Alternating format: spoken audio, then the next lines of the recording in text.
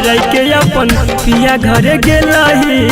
मंगिया भर के अपन पिया घरे गेलही तहिया से एको बेरी फोनो ने केलही जिए के हुनर तू सिखा दे न गे जिए के हुनर तू सिखा दे न गे हमरा बिना कोना रहै छी बता दे न गे हमरा बिना कोना रहै छी बता दे न गे मंगिया भर के अपन पिया घरे गेलही तहिया से एको बेरी फोन ने केलही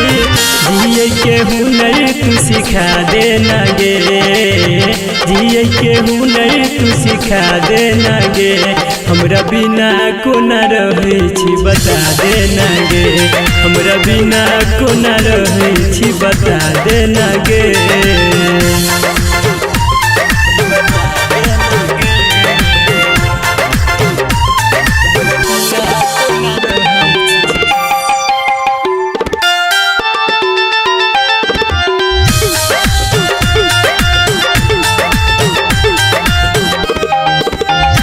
हमर प्यार के तू जान एक पल में भूले लगे जिंदगी हमर वीरान कका चल गेलगे तोहर याद कर कर के कटैया दिन गे जहिया सा छोड़ देला जान हमर साथ गे जहिया सा छोड़ देला जान हमर साथ गे अखिया सा आंसू के होछे बरसात गे दिल के सुकून तू दिला दे न गे दिल के सुकून तू दिला दे न गे हमरा बिना कोना रहै छी बता दे न गे हमरा बिना कोना रहै छी बता दे न गे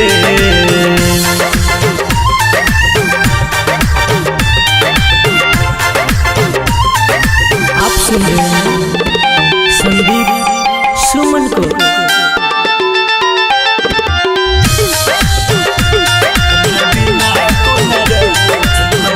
एक एक पल तोरा बिन अब लागे पहाड़ गे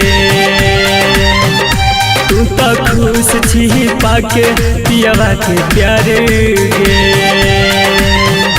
छोड़ी चल जेबो हम ई दुनिया संसार गे सूरज साजन के तू तोरला विश्वास गे संजीत मुन्ना के तोरला विश्वास गे संदीप सुमन के तू केला निराश गे सूरत यापन तू देखा दे न गे सूरत यापन तू देखा दे न गे हमरा बिना कोना रहै छी बता दे न गे